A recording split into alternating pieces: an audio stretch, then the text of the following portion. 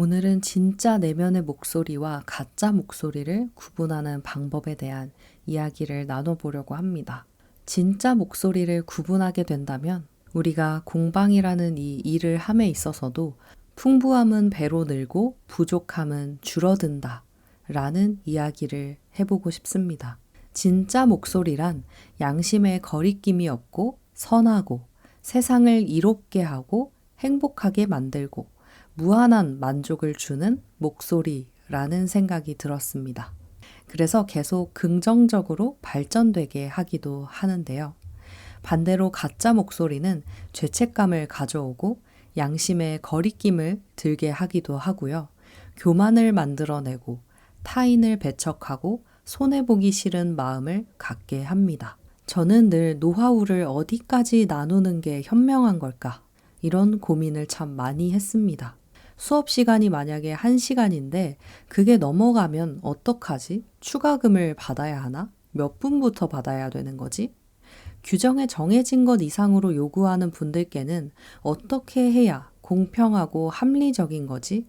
이런 생각들을 한 적이 있습니다. 근데 이 마음을 가지고 고민할 때 어떤 발전이나 어떠한 풍성함 같은 건 사실 없었습니다. 오히려 반대로 갈 때 기쁘고 만족스럽고 행복감까지도 느끼게 됐었는데요. 이후에는 이런 생각을 좀 해보게 됐습니다.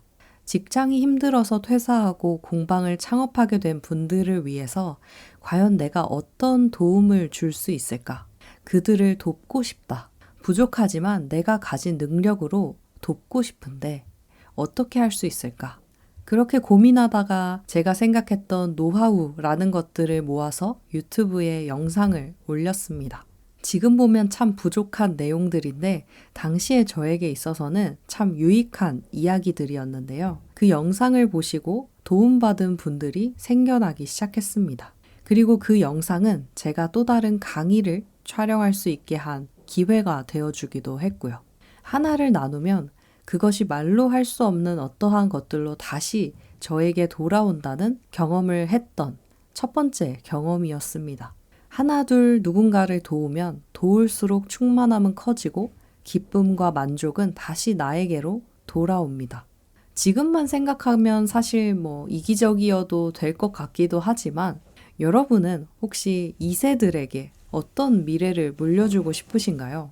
서로 합력하고 지혜를 나누고 같이 성장하는 따뜻한 공동체인 것이 좋지 않을까 개인적으로 이런 생각을 합니다. 하지만 이걸 알면서도 쉽사리 우리는 마음을 열질 못하는데요. 그 이유에 대해서 세스 고딘은 프랙티스라는 책에서 이렇게 이야기를 합니다.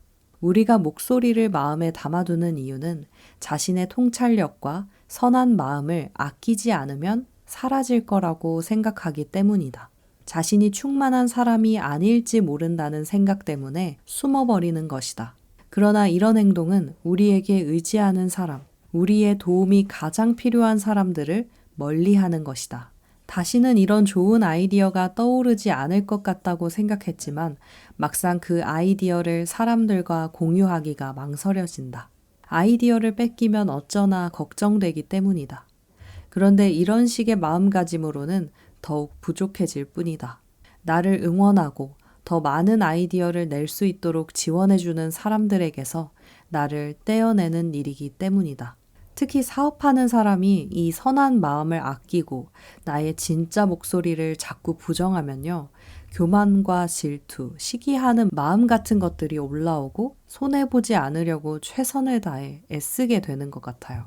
내 것을 뺏길까봐 전전긍긍하느라 다른 것에 오히려 집중을 하지 못하게 됩니다. 이어서 이런 내용이 나옵니다. 자신의 목소리를 믿지 못하거나 아직 목소리를 찾지 못했다면 침묵을 합리화하기 쉽다. 게다가 거절당할 바에 목소리를 내지 않는 편이 낫다고 생각하게 된다. 이건 자신을 갉아먹는 행위다. 결국 나는 부족하다는 생각에 이기적인 사람이 되고 다른 사람 또한 믿지 못하게 되는 것이다. 그렇다면 풍부하고 따뜻한 세상을 만들기 위한 근원적 해결은 무엇일까요? 저는 이 세스 고딘의 말에 동의하면서 나는 부족하다 라는 이 생각을 지우는 것에서 시작된다는 생각이 들었습니다. 그러니까 나는 부족하다라는 생각 대신에 내가 무엇을 나눌 수 있을까라는 것을 생각하면 된다는 거죠. 내가 좋아서 관심을 두고 발전시킨 무언가를 나누는 이타심. 그 이타적인 마음은 다른 누군가에게 전달이 됩니다. 그럼 상대방은 고마움을 느끼죠. 서로 신뢰할 수 있는 관계가 됩니다. 그리고 타인을 믿을 수 있게 됩니다.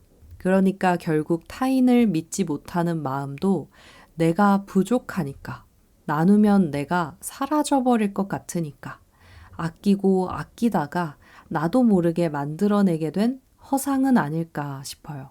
그게 좋다면, 그렇게 해서 마음이 편안하다면 그렇게 하면 됩니다. 하지만 이렇게 하고 있는 내 스스로가 싫고 공허하고 견디기가 힘들다면 달라지면 됩니다.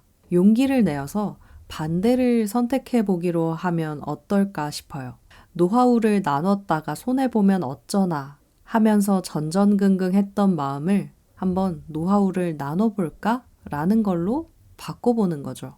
만약에 쫄보라면 작은 것부터 해도 됩니다. 그럼 어떻게든 작든 크든 만족감이 돌아올 거라 확신해요. 그 다음엔 조금 더 큰 것, 그 다음엔 더 큰 것, 이렇게 한번 나눠보는 거죠. 그렇게 연습해보면 더 풍성하고 무한한 만족감을 누리는 삶을 살게 되지 않을까 싶습니다. 마지막으로 이 문단 읽어드리고 마무리해볼게요. 병균이 득실되는 물을 식수로 사용하는 마을에 살고 있다고 가정해보자. 그리고 당신은 정수하는 방법을 찾았다.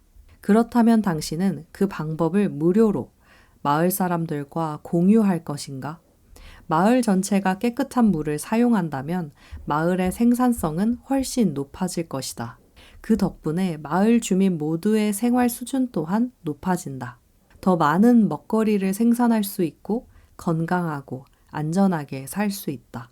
경제적인 벌이와 상관없이 마을 주민들이 느끼는 기쁨은 배가 되어서 돌아온다.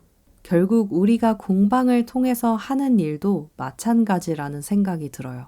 아이디어를 공유하고 그것이 널리 퍼진다면 살기 좋은 세상이 되어 결국 내가 좋아지는 거죠. 약간의 이타적인 마음, 우선 그것으로도 충분하다는 생각이 듭니다.